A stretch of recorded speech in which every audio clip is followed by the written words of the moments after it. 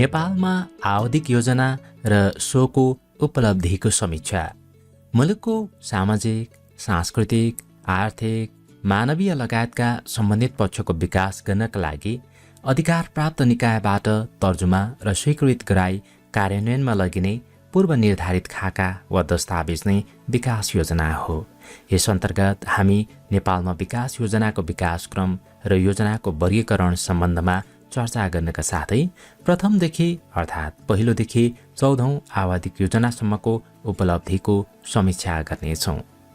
आवधिक योजनामा मुलुकको समग्र विकासको लागि दीर्घकालीन सोच, उद्देश्य, लक्ष्य, रणनीति, क्षेत्रगत तथा विषयगत लक्ष्य, त्यस्तै उद्देश्य, प्राथमिकता, कार्यक्रम र अपेक्षित प्रतिफल जस्ता कुराहरू समेटिएका हुन्छन्।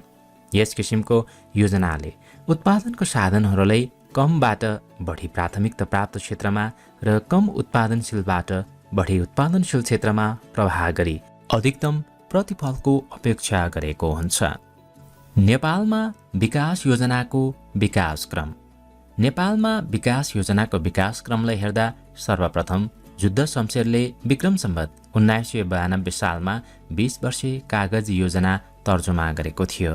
त्यस्तै विक्रम सम्वत 1996 मा 14 वर्षीय दीर्घकालीन योजना तर्जुमा गर्न राष्ट्रिय योजना समितिको गठन गरिएको थियो। त्यस्तै पद्म शमशेरले विक्रम सम्वत 2005 मा 15 वर्षे योजना समिति गठन गरेको थियो भने त्यसै गरी क्रमिक रूपमा विक्रम सम्वत 2005 मा नै प्रधानमन्त्री मोहन शमशेरको अध्यक्षतामा 15 वर्षे आवधिक योजना तर्जुमा गर्ने उद्देश्यले योजना आयोगको गठन भएको थियो। त्यस्तै विक्रम सम्वत 2008 माघ 2 गते योजना विकास मन्त्रालयको स्थापना भएको थियो। त्यसै गरी नेपालमा योजनाको विकासक्रमलाई हेर्दा विक्रम सम्वत 2013 मा योजना आयोगको स्थापना भई असोज 1 गतेदेखि नेपालमा सर्वप्रथम पहिलो पञ्चवर्षीय योजनाको सुरुवात भयो। विक्रम सम्वत 2025 मा राष्ट्रिय योजना परिषदलाई प्रधानमन्त्रीको अध्यक्षतामा रहने गरी राष्ट्रिय योजना आयोगको गठन गरियो। त्यसै गरी विक्रम सम्वत 2029 मा राजा वीरेन्द्रको अध्यक्षतामा राष्ट्रिय विकास परिषदको गठन गरेको थियो भने त्यस्तै विक्रम सम्वत 2050 मा राष्ट्रिय विकास परिषदको अध्यक्ष प्रधानमन्त्रीले गर्ने व्यवस्थाको सुरुवात भएको थियो। नेपालमा आवधिक योजनाको विकासक्रमलाई हेर्दा विक्रम सम्वत 2067 मा त्यसै गरी राष्ट्रिय योजना आयोगको गठन तथा कार्य सञ्चालन आदेश नेपाल सरकारबाट जारी भयो, जसमा अध्यक्षसहित 12 जना सदस्य रहने व्यवस्था रहेको छ। आवधिक योजना र सो सम्बन्धी महत्त्वपूर्ण विषयमा राष्ट्रिय योजना आयोगलाई निर्दिष्ट गर्नका लागि राष्ट्रिय विकास परिषदको गठन हुने व्यवस्था रहेको छ। 14औं त्रिवर्षीय योजनाको समाप्ति पश्चात हाल दीर्घकालीन सोच सम्वत 2100 सहित नयाँ 15औं आवधिक योजना कार्यान्वयनमा रहेको छ। 15औं आवधिक योजनाको अवधि आर्थिक वर्ष 2076-77 देखि 2080-81 सम्म रहेको छ। दीर्घकालीन सोच सम्वत 2100 र 15औं आवधिक योजनाको बारेमा हामी छुट्टै चर्चा गर्नेछौँ। त्यसैले यस अन्तर्गत चाहिँ अर्थात् यो प्रस्तुति अन्तर्गत चाहिँ खास गरी 14औं आवधिक योजनासम्मको उपलब्धिबारे समीक्षात्मक कुराहरूलाई बढी जोड दिनेछौँ। योजनाको वर्गीकरण। योजनालाई विभिन्न आधारमा वर्गीकरण गर्न सकिन्छ। योजनालाई विचार र अवधिको आधारमा निम्नानुसार वर्गीकरण गर्न सकिन्छ। विचारको आधारमा योजनाको वर्गीकरण। विचारको आधारमा योजनालाई पुँजीवादी, समाजवादी र मिश्रित गरी 3 प्रकारले वर्गीकरण गर्न सकिन्छ। पुँजीवादी योजना। पुँजीवादी योजनाले उदारवादी अवधारणालाई जोड दिन्छ। अर्थतन्त्रमा निजी क्षेत्रको नेतृत्वदायी भूमिकाले यसलाई महत्त्व दिन्छ। सरकारको भूमिका सहजकारी वा प्रवर्तनकारी मात्र रहन्छ। निजी लगानीले यसमा प्राथमिकता पाउँछ। वस्तु र सेवाको उत्पादन, वितरण प्रतिस्पर्धाको आधारमा हुन्छ।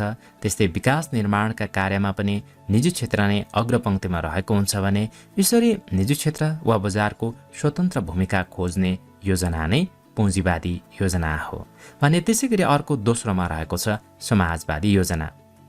समाजवादी योजना अन्तर्गत सरकारको नेतृत्वदायी भूमिका रहेको हुन्छ। निजी क्षेत्रले नाफा र स्वार्थका लागि मात्रै काम गर्छ भन्ने मान्यता यस अन्तर्गत राखिन्छ। सरकारले सर्वत्र लगानी गर्छ। भौतिक तथा सामाजिक विकासमा सरकार नै अग्रसर रहन्छ। लोक कल्याणकारी राज्यको अवधारणाको यस अन्तर्गत अवलम्बन गरिन्छ भने अर्को रहेको छ मिश्रित योजना। मिश्रित योजनामा राज्य, सरकार र निजी क्षेत्र दुवैको भूमिकालाई महत्त्व दिइन्छ।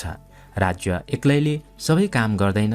राज्य नागरिकहरूको कल्याण र सामाजिक विकासमा संलग्न हुने र बजार या निजी क्षेत्र वित्तीय व्यवस्था, पूर्वाधार विकास, उद्योग सञ्चालनमा संलग्न रहने गरी योजना बनाइन्छ। अझ सामाजिक क्षेत्रमा गैर सरकारी क्षेत्रहरूको संलग्नतालाई समेत यसमा बढी महत्त्व दिइन्छ। त्यसपछि अर्को रहेको छ समय सीमाको आधारमा योजनाको वर्गीकरण। समय सीमाको आधारमा योजनालाई छोटो अर्थात् अल्पकालीन, मध्यकालीन र दीर्घकालीन गरी 3 किसिमले वर्गीकरण गर्न सकिन्छ। छोटो अवधिको योजना 2-3 वर्षको अवधिमा पूरा गर्न सकिने किसिमको योजनाहरूलाई छोटो किसिमको योजना भनिन्छ। यस्ता योजनामा कार्यक्रम र परियोजनाहरू त्यसै अवधिमा लगानी गरिन्छ। लघु किसिमका परियोजना र कार्यक्रम सञ्चालन गर्न तथा ट्रान्जिसनको अवस्थामा यस्तो योजनाहरू बन्न सक्छन्। नेपालले विक्रम सम्वत 2013 देखि नै योजनाबद्ध विकासको अवधारणालाई अंगीकार गर्दै आएको हो। 8औं योजनासम्म स्वतन्त्र आवधिक योजनालाई अवलम्बन गरिएको पाइन्छ। त्यस पछाडि अर्को रहेको छ मध्यकालीन योजना। मध्यकालीन प्रकृतिका योजनाहरू 5 देखि 7 वर्षमा पूरा गर्न सकिन्छ। यस अवधिमा विकास कार्यक्रम र परियोजना सञ्चालन गरिन्छ भने त्यस्तै समय सीमाको आधारमा तेस्रो योजना रहेको छ दीर्घकालीन योजना। दीर्घकालीन योजना 15 देखि 20 वर्षसम्मका लागि तर्जुमा गरिएको हुन्छ। राज्यको दीर्घकालीन दृष्टिकोण अवलम्बन गर्दै यस्तो योजना बनाइन्छ। दीर्घकालीन योजना अन्तर्गत आवधिक र छोटो अवधिका योजनाहरू समेत समावेश हुन सक्छन्। योजनाको वर्गीकरण अर्थात् क्लासिफिकेसन अफ द प्लानको सन्दर्भ यति नै। अब त्यसपछि प्रथमदेखि 14औंसम्मको आवधिक योजनाहरूको उपलब्धिको समीक्षा। प्रथम पञ्चवर्षीय योजना। यो पञ्चवर्षीय योजना विक्रम सम्वत 2013 देखि 2018सम्म सञ्चालन भएको थियो। प्रथम पञ्चवर्षीय योजनाको थालनी विक्रम सम्वत 2013 असोज 1 गतेबाट भएको हो। यो योजना सुरु हुन अगाडि देशभर जम्मा 33वटा मात्रै अस्पताल रहेको थियो। नेपालमा 95% भन्दा बढी जनसङ्ख्या कृषिमा निर्भर रहेका थिए। त्यस्तै नेपालको जनसङ्ख्या 84 लाख थियो र 15 वर्षभित्र 1 करोड पुग्ने अनुमान गरिएको थियो। त्यसै गरी कोलम्बो योजनामा नेपालको तर्फबाट प्रस्तुत अवधारणालाई नै पहिलो योजनाको रूप दिएको पाइन्छ। त्यसपछि दोस्रो आवधिक योजना विक्रम सम्वत 2019 देखि 2022सम्म यो आवधिक योजना सञ्चालन भएको थियो। दोस्रो आवधिक योजनाको प्रमुख उद्देश्य दीर्घकालीन दृष्टिकोणबाट नेपालमा सामाजिक, आर्थिक र न्यायपूर्ण एक प्रगतिशील व्यवस्था खडा गर्नु रहेको थियो। त्यसै गरी दोस्रो आवधिक योजनाको प्रमुख लक्ष्य। यस योजनाको लक्ष्य कृषि तथा औद्योगिक उत्पादन बढाउने, आर्थिक स्थायित्व कायम गर्ने, रोजगारीको अवसर बढाउने र आर्थिक असमानता हटाउने रहेको थियो। यो योजनामा आर्थिक वृद्धिका सांख्यिकीय लक्ष्य निर्धारण नगरी क्षेत्रगत लक्ष्यलाई मात्र ध्यान दिएको पाइन्छ। त्यसै गरी चुरोट तथा चिनी कारखानाको स्थापना, उद्योग र कृषि कर्जाको सुरुवात र सडक तथा हवाई यातायात विस्तार यस अवधिका प्रमुख उपलब्धि हुन्। राष्ट्रिय योजना आयोगले यस आवधिक योजनालाई सफल योजनाको रूपमा पनि लिएको थियो। तेस्रो आवधिक योजना विक्रम सम्वत 2022 देखि 2027सम्म यो आवधिक योजना सञ्चालन भएको थियो। पहिलो पटक राष्ट्रिय उत्पादनको लक्ष्य यो आवधिक योजनाले स्थापित गरेको थियो। यस योजनादेखि नेपालमा औद्योगिक विकासको अवधारणा अगाडि आएको हो। त्यस्तै कृषि उत्पादनमा वृद्धि गर्ने, औद्योगिक विकास गर्ने, विदेशी व्यापारमा वृद्धि गर्ने यो आवधिक योजनाको उद्देश्य रहेको थियो। त्यस्तै तेस्रो आवधिक योजना अवधिमा कुल राष्ट्रिय उत्पादन 19%ले वृद्धि गर्ने लक्ष्य लिएको थियो भने पहिलो पटक लगानीका लागि अर्थतन्त्रलाई सरकारी, पञ्चायती र निजी क्षेत्र गरी 3 क्षेत्रमा यो आवधिक योजनाले वर्गीकरण गरेको थियो। चौथो आवधिक योजना विक्रम सम्वत 2027 देखि 2032 सम्म यो आवधिक योजना सञ्चालन भएको थियो। यो आवधिक योजनाले वार्षिक 4% आर्थिक वृद्धि गर्ने लक्ष्य लिएको थियो। यद्यपि उपलब्धि भने 2.65% मात्र रहेको थियो। त्यस्तै यो चौथो आवधिक योजनाको मुख्य प्राथमिकता उत्पादनमा वृद्धि र अन्यमा यातायात र सञ्चार, वैदेशिक व्यापार विविधीकरण तथा जनसङ्ख्या नियन्त्रण जस्ता कुराहरू रहेको थियो।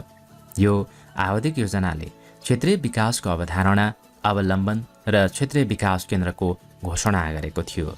त्यस्तै सिद्धार्थ र पृथ्वी राजमार्गको निर्माण कार्य पनि यही योजना अवधिमा पूरा भएको हो। त्यसै गरी महत्वाकांक्षाका साथ राष्ट्रिय शिक्षा योजना, सञ्चार योजना, पुनर्वास योजना र उद्योग नीति यही योजना अवधिमा लागू गरिएको थियो। पाँचौं पञ्चवर्षीय आवधिक योजना विक्रम सम्वत 2032 देखि 2037 सम्म यो आवधिक योजना कार्यान्वयन गरिएको थियो। पाँचौं पञ्चवर्षीय योजनाको उद्देश्य जनोपयोगी उत्पादनमा वृद्धि गर्ने, श्रम शक्तिको अधिकतम उपयोग गर्ने र प्रादेशिक सन्तुलन कायम गर्ने रहेको थियो। त्यसै गरी यसका प्राथमिकताका क्षेत्रहरू कृषि, सिँचाइ, भूमि सुधार र पुनर्वास तथा उद्योग, वाणिज्य र विद्युत तथा सामाजिक सेवा रहेको थियो। सर्वप्रथम यो आवधिक योजनाले न्यूनतम र अधिकतम लक्ष्य राखिएकोमा न्यूनतम 4 र अधिकतम 5% उत्पादन लक्ष्य तय गरेकोमा उपलब्धि भने 2.3%मा सीमित रहेको थियो। त्यसै गरी क्षेत्रीय असमानता हटाउन क्षेत्रीय विकासको अवधारणाले सार्थकता पाएको थियो र त्यस्तै अत्याधिक मात्रामा पेट्रोलियम पदार्थको मूल्य वृद्धिको कारण यो आवधिक योजनाले पनि अपेक्षित उपलब्धि हासिल गर्न सकेन। छैटौं पञ्चवर्षीय योजना। छैटौं पञ्चवर्षीय योजना विक्रम सम्वत 2037 देखि 2042 सम्म कार्यान्वयन गरिएको थियो। यो योजनाले सर्वप्रथम न्यूनतम आधारभूत आवश्यकता पूर्ति गर्ने उद्देश्य लिएको थियो। त्यस्तै दिगो विकासको लागि वातावरण र भू संरक्षणको नीति यही आवधिक योजनादेखि अवलम्बन गर्न थालिएको हो। यस आवधिक योजनामा 4.3% आर्थिक वृद्धि गर्ने लक्ष्य लिएकोमा 4.4% उपलब्धि हासिल भएको थियो। विकासको उद्देश्यहरू यथार्थवादी र व्यावहारिक बनाउन जनताका आधारभूत आवश्यकता परिपूर्ति गर्ने उद्देश्य यो योजनाले लिएको थियो। राजाबाट हिमालमा पशुपालन, पहाडमा फलफूल र तराईमा खाद्यान्न उत्पादनबारे कार्यक्रम बनाउन यो आवधिक योजनामा निर्देशन दिइएको थियो। सातौं पञ्चवर्षीय योजना। सातौं पञ्चवर्षीय योजना आर्थिक वर्ष 2042-43 देखि 2046-47 सम्म कार्यान्वयन गरिएको थियो। यस योजनाले उत्पादन र रोजगारीका अवसर वृद्धि गरी आधारभूत आवश्यकता पूरा गर्ने उद्देश्य लिएको थियो।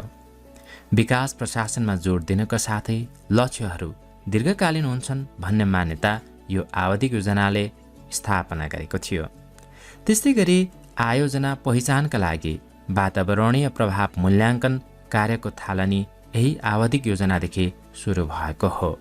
4.5% आर्थिक वृद्धि गर्ने लक्ष्य लिएकोमा उपलब्धि यो आवधिक योजनामा 3.4%ले वृद्धि भएको थियो। त्यसै गरी 15 महिना लामो भारतीय नाकाबन्दी र 2045 सालको भूकम्पको असरले यो आवधिक योजना नराम्ररी प्रभावित भयो। परिणामस्वरूप 2032-33मा 33% रहेको निरपेक्ष गरिबीको रेखामुनि रहेको जनसङ्ख्या 49% पुगेको थियो। 2046को जनआन्दोलनको सफलतासँगै अवधि अगावै समाप्त भएको योजना सातौं पञ्चवर्षीय योजना हो। आठौं पञ्चवर्षीय योजना। आठौं पञ्चवर्षीय योजनाको कार्यान्वयनको अवधि आर्थिक वर्ष 2049-50 देखि आर्थिक वर्ष 2053-54सम्म रहेको थियो। यो आवधिक योजनादेखि सरकारको भूमिका कटौती गरी उदारीकरणको नीति अवलम्बन गर्न थालियो। यो आवधिक योजनाको मुख्य उद्देश्य भनेको दिगो आर्थिक विकास, गरिबी न्यूनीकरण र क्षेत्रीय असमानता घटाउने रहेको थियो। पहिलो पटक गरिबी निवारणलाई स्थान दिएको योजना 8औं पञ्चवर्षीय योजना हो। यो आवधिक योजनाले अनुगमनका लागि संस्थागत व्यवस्था गरिएको थियो। यो योजनाले आर्थिक वृद्धि दरको लक्ष्य पूरा गर्नका साथै योजनाको अभिन्न अङ्गको रूपमा क्षेत्रगत नीतिहरूको घोषणा समेत गरेको थियो, जसमा 19 वटा राष्ट्रिय विकास नीतिहरू समाविष्ट रहेका थिए। 9औं पञ्चवर्षीय योजना विक्रम सम्वत 2054 देखि 59 सम्म यसको कार्यान्वयन अवधि रहेको थियो। यो योजनाले 20 वर्षे दीर्घकालीन उद्देश्यको घोषणा गरेको थियो, जसमा गरिबी निवारण गर्ने एकमात्र प्रमुख उद्देश्य लिएको आवधिक योजना 9औं पञ्चवर्षीय योजना हो। त्यस्तै गरी यो योजनाकालमा दीर्घकालीन कृषि योजनाको कार्यान्वयन गरिएको थियो भने त्यस्तै यो आवधिक योजनाले 6% आर्थिक वृद्धि हासिल गर्ने लक्ष्य लिएको थियो। यो आवधिक योजनाकालमा 3.6%ले कुल गार्हस्थ उत्पादनमा वृद्धि भएको थियो। गरिबीलाई 32%मा झार्ने लक्ष्य लिनुका साथै यो योजनाले खर्च व्यवस्थापन र संस्थानको व्यवस्थीकरणको प्रयास समेत गरिएको पाइन्छ। केही सामाजिक सूचकहरूमा सुधार भए तापनि द्वन्द्वका कारण अपेक्षित प्रगति भने यो आवधिक योजनाले पनि खासै प्राप्त गर्न सकेन। 10औं पञ्चवर्षीय योजना 10औं पञ्चवर्षीय योजना विक्रम सम्वत 2059 देखि 64 सम्म कार्यान्वयन गरिएको थियो। यो आवधिक योजनाको पनि एकमात्र उद्देश्य गरिबी निवारण रहेको थियो। गरिबीको रेखामुनि रहेका 38% जनसङ्ख्यालाई 30%मा झार्ने लक्ष्य यो योजनाले लिएको थियो। यो योजनाले साक्षरता प्रतिशत 70, औसत आयु 65 वर्ष, खानेपानी सुविधा 85% र विद्युत सेवा 55% पुर्याउने लक्ष्य लिएको थियो। यो योजना अवधिमा मानव विकास सूचक स्तर 10%ले बढाउने र आर्थिक वृद्धि अपेक्षित रूपमा शान्ति व्यवस्थामा सुधार भए 6.2% र सामान्य रूपमा मौजुदा अवस्था नै कायम रहेमा 4.3% हासिल गर्ने लक्ष्य यो आवधिक योजनाले लिएको थियो। यो आवधिक योजनाकालमा उपलब्धिलाई हेर्दा लक्ष्यभन्दा निकै न्यून 4.3% मात्र हासिल भएको देखिन्छ आर्थिक वृद्धि दरको सन्दर्भमा। यद्यपि गरिबीको रेखामुनि रहेका जनसङ्ख्या भने 30.8% मा झरेको थियो। यो आवधिक योजनादेखि गरिबीलाई आय, मानवीय र सामाजिक वञ्चितीकरण गरी वर्गीकरण गरिएको थियो। योजना कार्यान्वयनमा प्रभावकारिता ल्याउन नीति विषय, समग्र कार्यक्रम र गरिबी अनुगमन गरी 3 प्रकारले अनुगमन गर्ने परिपाटीको विकास पनि यही आवधिक योजनाकालदेखि भएको हो। अनुगमन प्रणालीलाई सहजता प्रदान गर्न नीति, सोच र खाकालाई अवलम्बन गरिएको थियो। पहिलो पटक मध्यकालीन खर्च संरचना र खर्चको प्राथमिकीकरण गर्ने कार्यको सुरुवात पनि यही योजनाकालदेखि भएको हो। 11औं त्रिवर्षीय योजना 11औं त्रिवर्षीय योजना विक्रम सम्वत 2064 देखि 67 सम्म कार्यान्वयन गरिएको थियो। यो आवधिक योजना नेपालको योजना इतिहासमा पहिलो अन्तरिम योजनाको रूपमा समेत कार्यान्वयन भएको योजना हो। गरिबीको रेखामुनि रहेका जनसङ्ख्यालाई 24% मा झार्ने र साक्षरता प्रतिशत 60% पुर्याउने लक्ष्य यो आवधिक योजनाले अर्थात् यो त्रिवर्षीय योजनाले लिएको थियो। यो योजनाकालमा निरपेक्ष गरिबीको रेखामुनि रहेको जनसङ्ख्या 25.4%, 71 जिल्लामा मोटर बाटो र साक्षरता प्रतिशत 54 पुगेको थियो। यस योजनाले देशमा विद्यमान बेरोजगारी, गरिबी र असमानता घटाई दिगो शान्ति स्थापनामा सघाउ पुर्याउँदै आम जनतामा परिवर्तनको प्रत्यक्ष अनुभूति दिलाउने उद्देश्य राखेको थियो। 12औं त्रिवर्षीय योजना 12औं त्रिवर्षीय योजना विक्रम सम्वत 2067 देखि 70 सम्म कार्यान्वयन गरिएको थियो। यो त्रिवर्षीय योजनाको सोच आगामी 2 दशकमा नेपाललाई अति कम विकसित राष्ट्रबाट विकासशील राष्ट्रमा पुर्याई शान्त, समुन्नत र समृद्ध नेपाल बनाउने रहेको थियो। त्यस्तै यसको उद्देश्य रोजगारी केन्द्रित, समावेशी तथा समन्यायक आर्थिक वृद्धि गरी गरिबी निवारण र दिगो शान्ति स्थापनामा सघाउ पुर्याउने रहेको थियो। यो योजनाको लक्ष्यहरूमा आर्थिक वृद्धि दर वार्षिक 5.5% हासिल गर्ने रहेकोमा उपलब्धि हुने 4% मात्र हासिल भएको थियो। त्यस्तै रोजगारी प्रदायक क्षेत्र पहिचान गरेर प्रति वर्ष 2 लाख रोजगारी सिर्जना गर्ने लक्ष्य यो 12औं त्रिवर्षीय योजनाले लिएको थियो। 13औं त्रिवर्षीय योजना 13औं त्रिवर्षीय योजना विक्रम सम्वत 2070 देखि 73 सम्म कार्यान्वयन गरिएको थियो। यो आवधिक योजनाले नेपालले विक्रम सम्वत 2079 अर्थात् सन् 2022 भित्र अति कम विकसित राष्ट्रबाट विकासशील राष्ट्रमा स्तरोन्नति गर्ने सोच लिएको थियो। त्यस्तै आर्थिक तथा मानवीय गरिबी घटाई आम जनताको जीवनस्तरमा प्रत्यक्ष परिवर्तनको अनुभूति दिलाउने उद्देश्य यो आवधिक योजनाले लिएको थियो। यो आवधिक योजनाको प्रमुख लक्ष्य अर्थात् योजनाको प्रमुख लक्ष्य गरिबीको रेखामुनि रहेको जनसङ्ख्यालाई 18% मा झार्ने रहेको थियो। त्यसपछि अन्त्यमा रहेको छ 14औं त्रिवर्षीय योजना। 14औं त्रिवर्षीय योजनाको कार्यान्वयनको अवधि आर्थिक वर्ष 2073-74 देखि आर्थिक वर्ष 2075-76 सम्म रहेको थियो।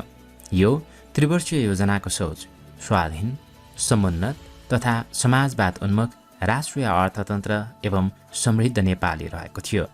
त्यस्तै लक्ष्य सामाजिक न्यायसहितको लोक कल्याणकारी राज्य हुँदै मध्यम आय भएको मुलुकको स्तरमा पुग्ने रहेको थियो र त्यसै गरी यो आवधिक योजनाको उद्देश्य उत्पादनशील रोजगारी उन्मुख र न्यायपूर्ण वितरण सहितको उच्च आर्थिक वृद्धिद्वारा द्रुत गतिमा गरिबी न्यूनीकरण गर्दै आर्थिक र सामाजिक रूपान्तरण गर्नु रहेको थियो।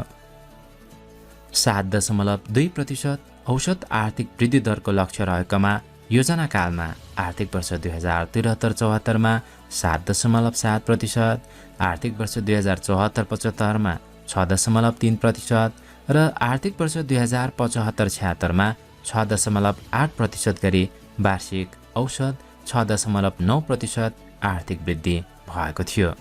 क्षेत्रगत आधारमा यस अवधिमा कृषि क्षेत्रको कुल मूल्य अभिवृद्धि वार्षिक औसत 4.2% र गैर कृषि क्षेत्रको 8% रहेको थियो। त्यसै गरी योजना अवधिमा मानव विकास सूचकाङ्क 0.57 र अपेक्षित आयु सरदर 72 वर्ष पुर्याउने लक्ष्य रहेकोमा क्रमशः यो 0.579 र 70 वर्षको हाराहारीमा पुगेको थियो। नेपालमा आवधिक योजनाको विश्लेषणात्मक समीक्षाको यो सन्दर्भ यति नै।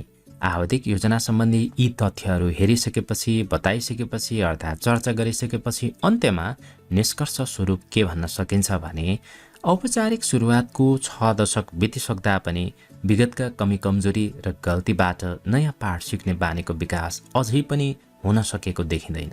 त्यसैले योजनाले तय गरेका लक्ष्य, उद्देश्य र रणनीति बमोजिम अपेक्षित उपलब्धि हासिल गर्न सकिएको देखिँदैन। योजनाको विश्लेषणमा देखिएका सम्पूर्ण प्रक्रियाहरूको तथ्यगत विश्लेषण गर्न आवश्यक छ। सम्बन्धित सरकारवालाहरूको सहभागिता अभिवृद्धि गर्दै महत्वाकांक्षी भन्दा वस्तुपरक र तथ्यमा आधारित योजना र कार्यक्रमको तर्जुमा अत्यन्तै महत्त्वपूर्ण देखिन्छ। यसरी कार्यान्वयन गर्न सकेमा मात्रै समृद्ध नेपाल र सुखी नेपालीको सपना साकार बनाउन सकिने देखिन्छ। यो प्रस्तुति यति नै। दीर्घकालीन सोच सम्बत 2100 र 15औं आवधिक योजनाको बारेमा हामी अर्को खण्डमा चर्चा गर्नेछौँ। यतिन्जेल यो प्रस्तुति हेरेर साथ दिनुभएकोमा तपाईँले धेरै धेरै धन्यवाद। Thank you. Bye bye. Get lock.